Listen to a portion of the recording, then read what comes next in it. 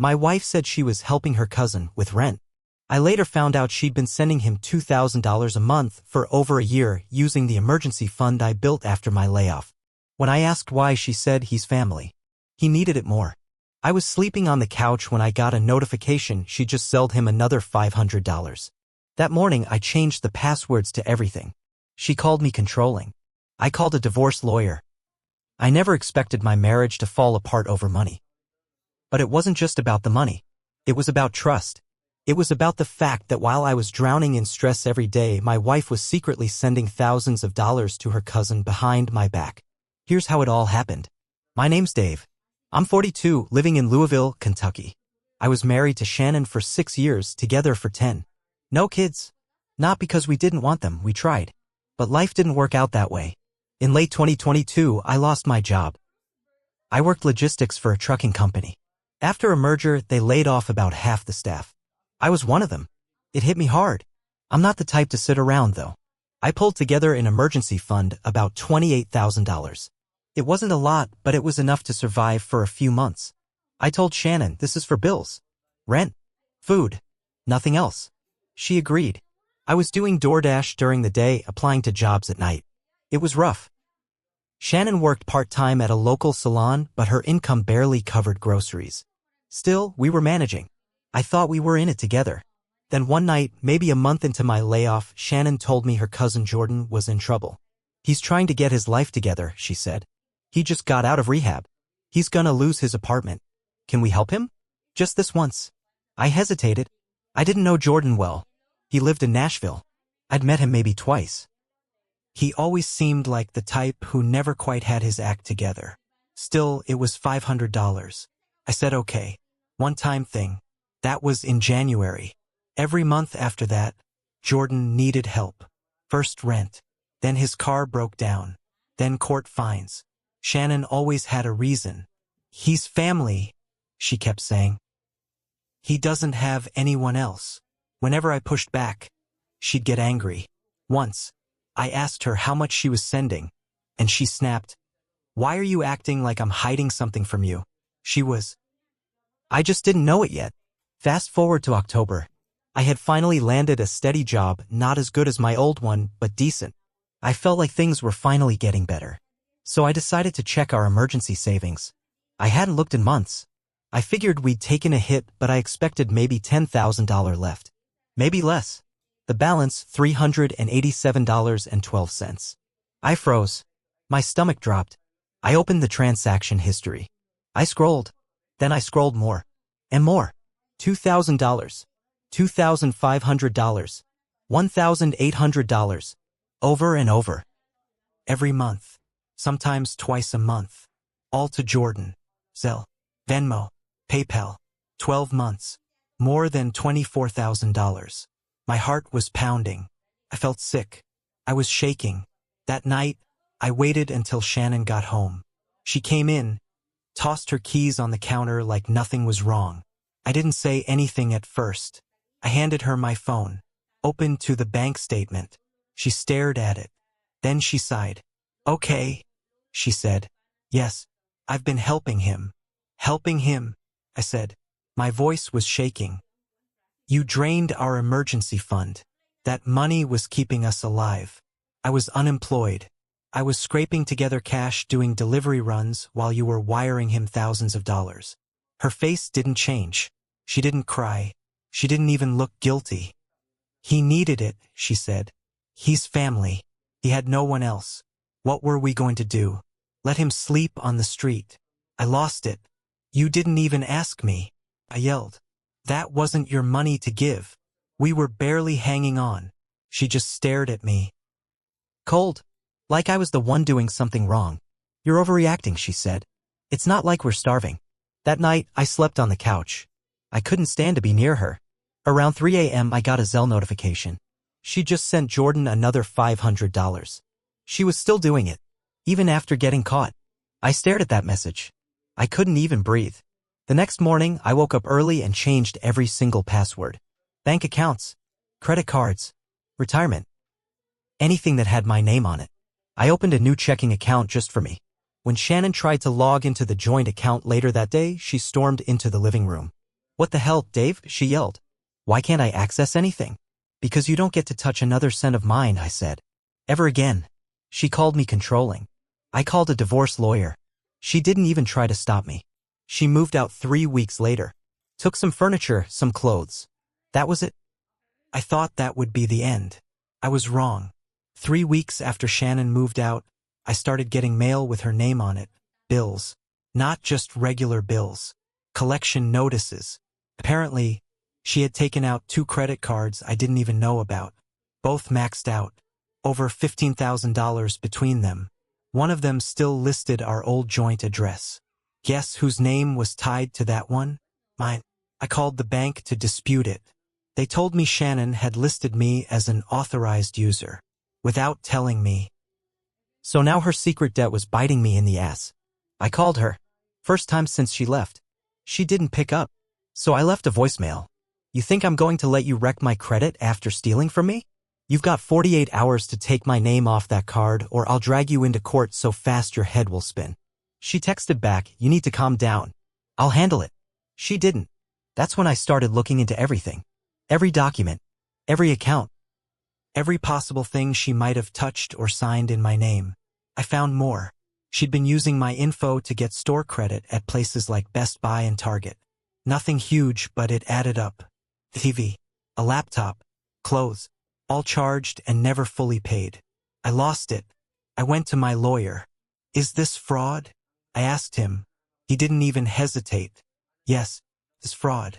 And if she won't fix it, we go after her. Hard. He filed a motion to freeze our joint assets, what little we had left. I also had my bank file a fraud report on the credit cards. The stores started investigating. Shannon finally called me. You're trying to ruin me, she said. You ruined yourself, I told her. You used me like a damn ATM. Then you forged my name to rack up debt. I'm done playing nice. She started crying. I didn't care anymore. I just wanted to help Jordan, she sobbed. He's my family. You chose him over me, I said. You chose a guy who's never held down a job over the man who built a life with you. And now you get to live with that choice. Then I hung up. But that wasn't the end of it either. 2 days later, I got a call from an unknown number. I usually don't answer those, but I was in the mood to fight. It was Jordan.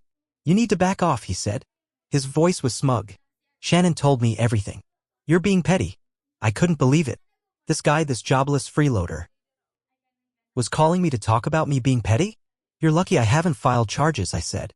You knew she was taking money from an account that wasn't just hers. That makes you just as guilty. He laughed. What are you gonna do? Take me to small claims court? I don't have anything. That's when I realized he wasn't just mooching. He was daring me to come after him. So I did. I filed a civil suit. Small claims. I didn't expect to get the money back, but I wanted something official.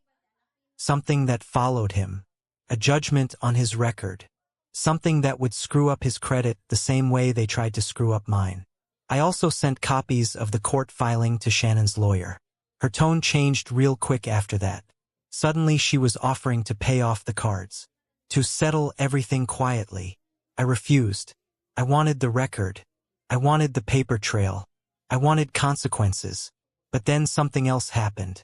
I found out she was living with Jordan. She didn't tell me. A buddy of mine saw them together at a grocery store in Nashville. Sent me a picture. My ex-wife was shacked up with the same man. She just wanted to help. That's when the anger turned to something colder, sharper. This wasn't just betrayal. It was a whole different level of disrespect. So I made a decision. I went after every penny. I told my lawyer to push forward with the divorce hearing. No settlement. Full financial discovery. We'd dig through every transaction. Every lie. I also tipped off the IRS. Sent them copies of Shannon's transfers to Jordan. More than $24,000 in unreported income? That raises red flags real fast. If they audit her, that's on her. I didn't stop there. I found Jordan's old employer on LinkedIn. Sent them an anonymous message with links to his court filings and a copy of my civil suit. He didn't have a job to begin with, but if he ever tried to get one again, that stain would follow him. They made my life hell. So I gave it back to them. Piece by piece. I wasn't finished. A month after I filed everything, I got a call from Shannon's lawyer. Her tone had changed completely. She's willing to settle, she said. She'll pay half of the debt. She wants the civil case against her cousin dropped. I laughed. No, but Mr. Weller, if this goes to trial, I want it to go to trial, I said. I want this in public record. I want a judge to hear how she drained her unemployed husband's emergency fund to bankroll a deadbeat cousin, forged his name on credit applications, and then moved in with the guy she claimed was just family. There was a long pause. Understood, she said. That same day, I got an email from a burner address. Just 2 words, you'll regret this. I knew it was Jordan. Guy couldn't even spell most of the time, he probably thought that was some big threat. I forwarded it to my lawyer. Then I installed cameras on my house. A week later, someone egged my truck. Scratched the side with a key. I couldn't prove it was Jordan or Shannon, but I didn't need to. I reported it to the police, filed an incident report, and gave them the burner email. Then something strange happened. One night, around 1 a.m., I saw headlights pull up outside my house. I was awake, watching TV on the couch. I peeked through the curtains and saw a beat-up Nissan I didn't recognize. I grabbed my phone and hit record. A guy stepped out, looked around, then walked up my driveway. He stood there for a second, looking at my front door. Then he walked away. Nothing happened, but it felt like a warning. I sent the video to the cops. They said they'd patrol the area for the next few nights. Nothing came of it, but I started sleeping with a baseball bat by my bed. I wasn't scared. I was ready. Meanwhile, I kept pushing the divorce and the civil suits forward. Jordan didn't even show up to the first court date. The judge issued a default judgment in my favor. $24,000. Plus fees. I knew I'd probably never collect. But now it was on the record. On his credit. On file for every employer, every lender, every apartment lease. And Shannon? She was unraveling. Her lawyer called again. She's willing to give up the car, she said. She just wants to be done. Too late, I said.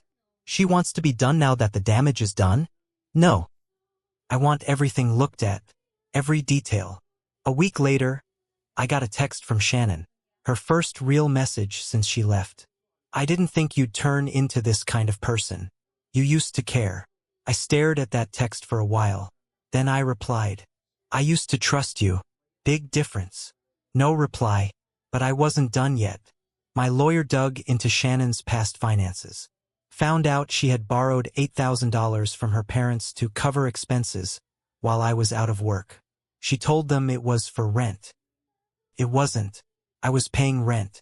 That money also went to Jordan. I sent them a letter. Explained everything. Every transfer. Every lie. Included the court documents. They were furious.